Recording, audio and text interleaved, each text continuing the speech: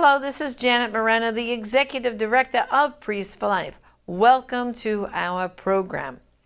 Well, once again, I went back and looked at some great clips we have to inform you about this important election. Yes, 2020, really, we are faced with which direction is our country going to go in? Are we going to remain a republic? True democracy, what democracy really means? Is that the direction we're going to go in, or are we going to shift to a more socialist kind of government, which I don't think that's what you want? Well, again, it's of course the pro-life issue, which is the most important issue about protecting the unborn and their moms from abortion. But at this point in our time in history, it's gone even beyond the abortion issue, beyond the life issue. It's about law and order, and you hear them talk about defunding the police. So many issues are at stake. And right now, I'm going to show you a little bit of clips of Father Pavone and others speaking, which I think will help inspire you as to how important this election is this year. So let's take a look.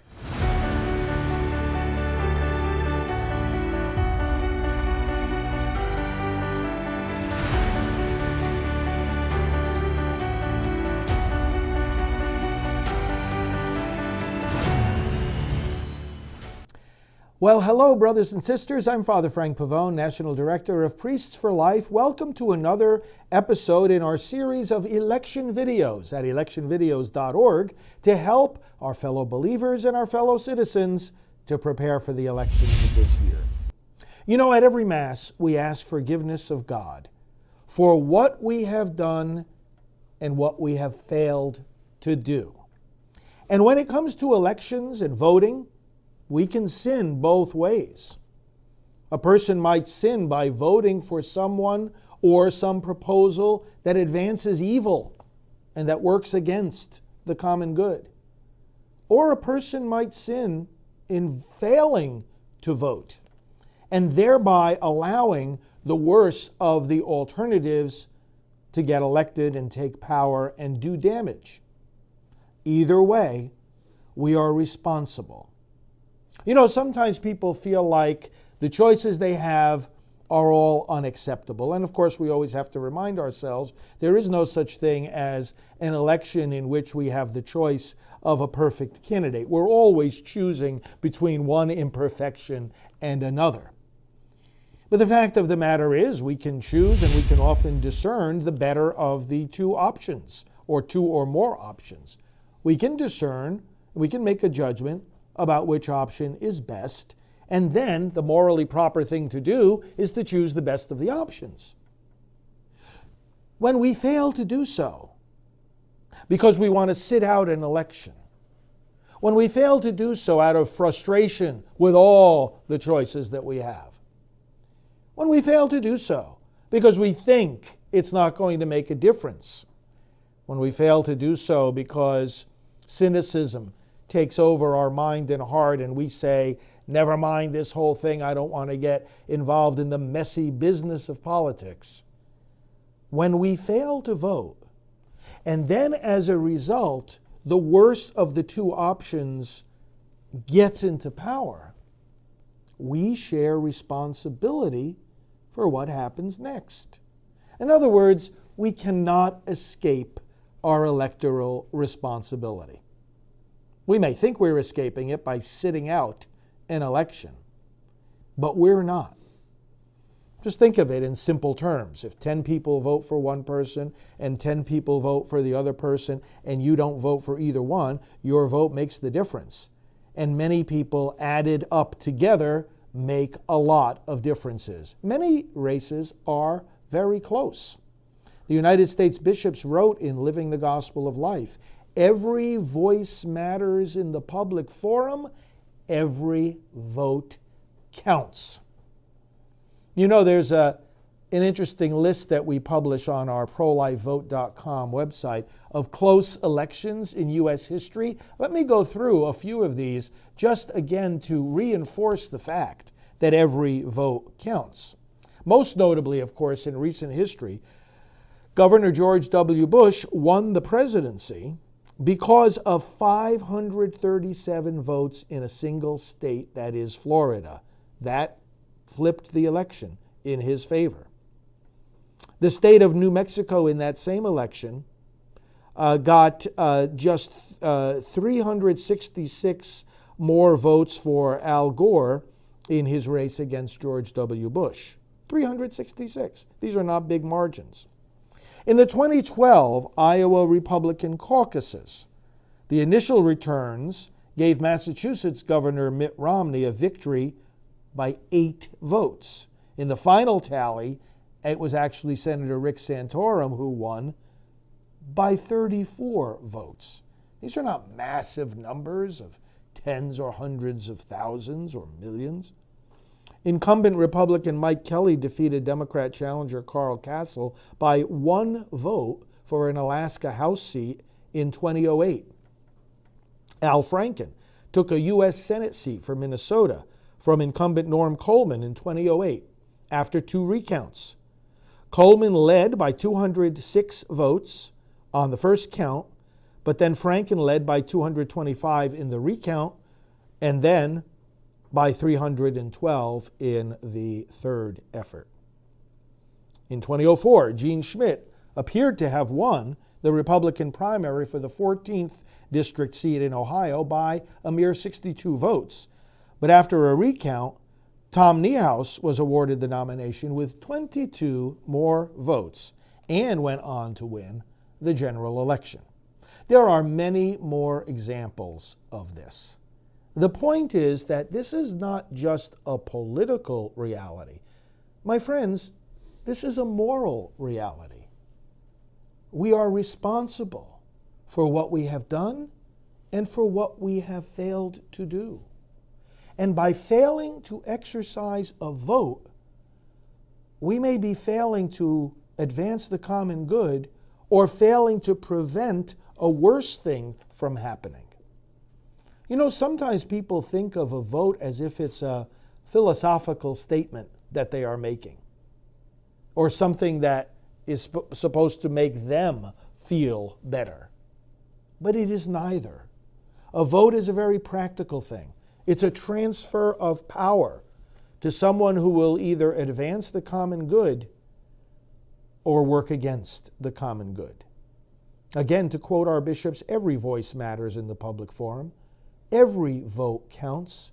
Let's make sure we don't sit out the election. And let's remember, even if we think we should sit it out, we are not escaping our moral responsibility. Even if we do not vote, we share responsibility for the outcome.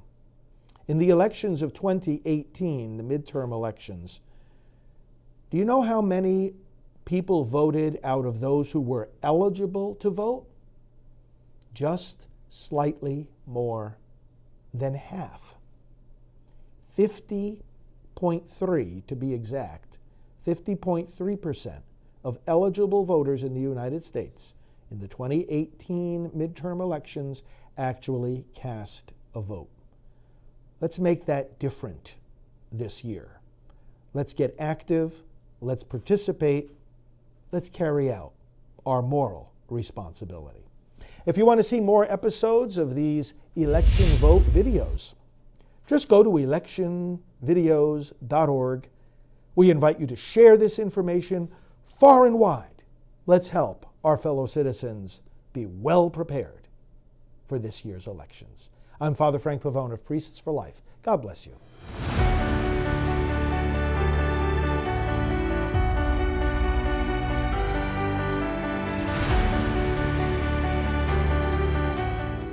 Priests for Life has leading influence in 2 areas of the elections, the Catholic vote and the pro-life vote. There are some 70 million Catholics in the United States, and significant portions of some of the key swing states are Catholic. For instance, Wisconsin, 25%, Pennsylvania, 24%, Florida, 21%, and Michigan, 18%. In both of his elections, President Obama won the Catholic vote. But in 2016, President Trump won it by a 52 to 45% margin. Catholics who practice their faith are highly motivated by the abortion issue.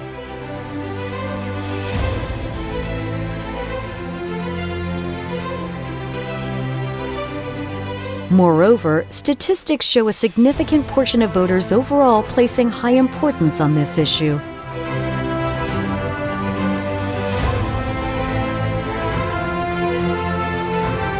And among those who do, voting pro-life by a 2-to-1 margin.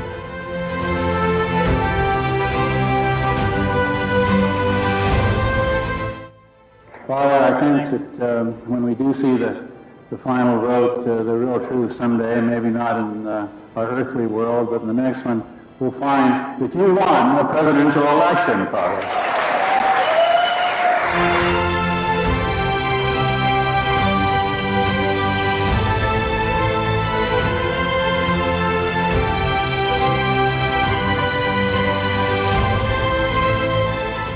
Priests for Life influences the elections through far-reaching messaging, as well as grassroots training and organizing. And if a public servant cannot tell the difference between serving the public and killing the public, they do not belong in public office.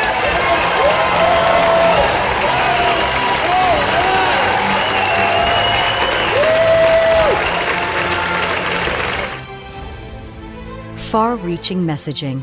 We broadcast live programming daily on many online channels.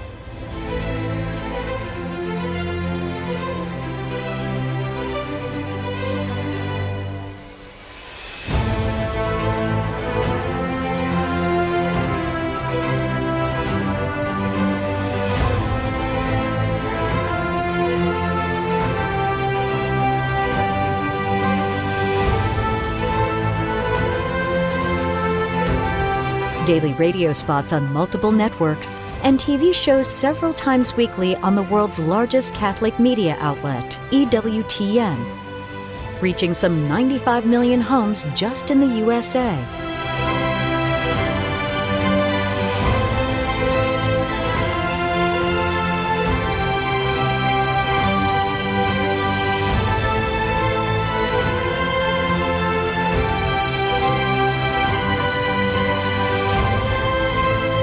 This programming has taught and inspired citizens to vote pro-life for decades. 2 books by Father Frank Pavone have been part of this messaging. Proclaiming the Message of Life, giving clergy preaching aids from the readings for every Sunday of the year. And Abolishing Abortion, which contains an extensive section speaking about how much more free the Church is to speak about politics than most pastors think it is.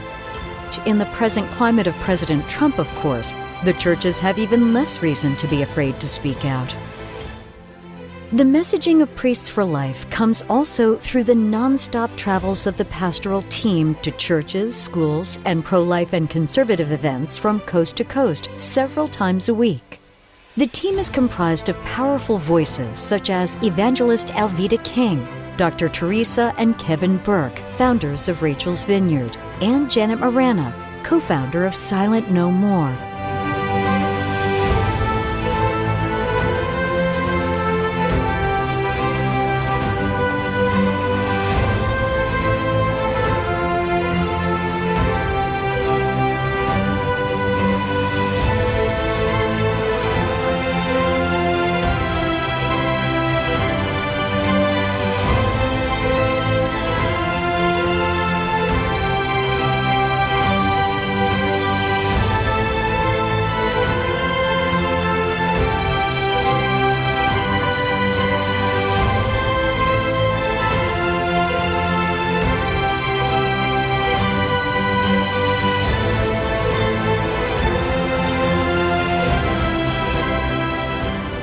Priests for Life has long been acknowledged as a source of unity within the pro-life movement. We bring dozens of national leaders together at our headquarters for strategy summit meetings twice a year, coordinated quarterly meetings of national pro-life leaders in Washington, D.C., conduct spiritual retreats for the leaders, and train the leaders on practical ways that their organizations, even if they are not technically political groups, can and should be making a difference in the elections.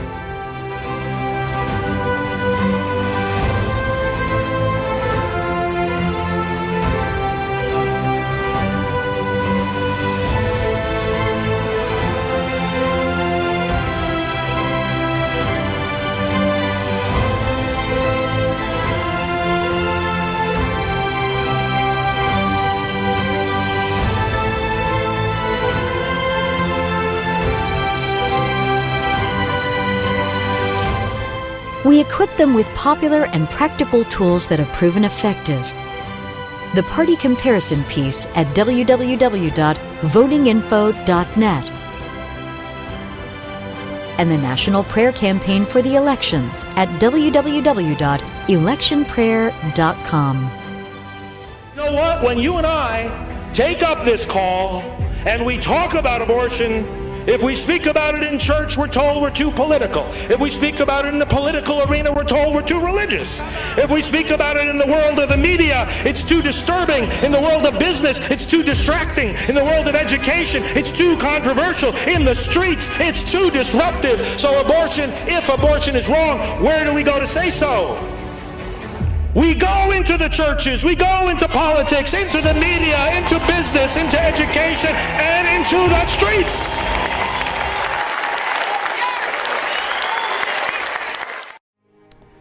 Hi, I'm Father Frank Pavone. In this year's presidential race, Democrat candidate Joe Biden will try to appeal to Catholics by saying he's one of us.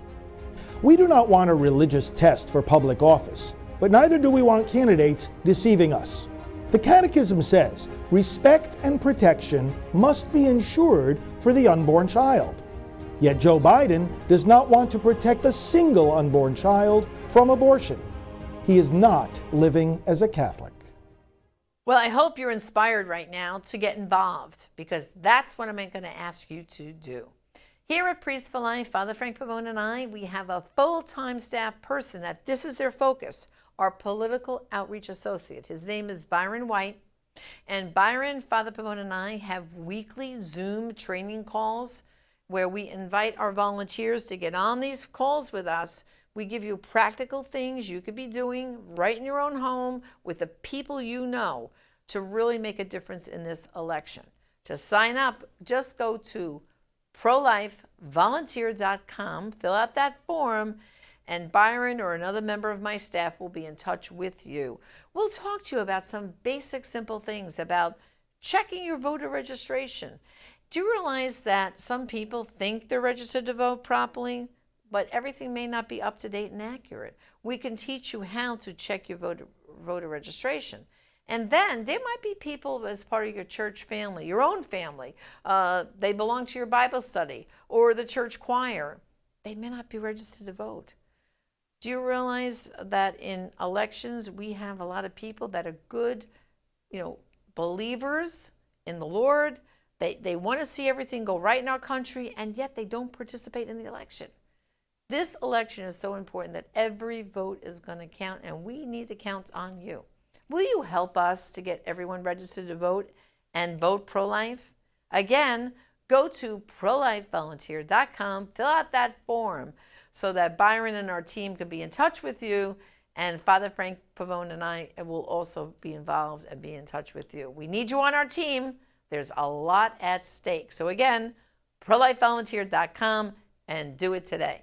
Well, until next time, this is Janet Morana, the Executive Director of Priests for Life. Thank you.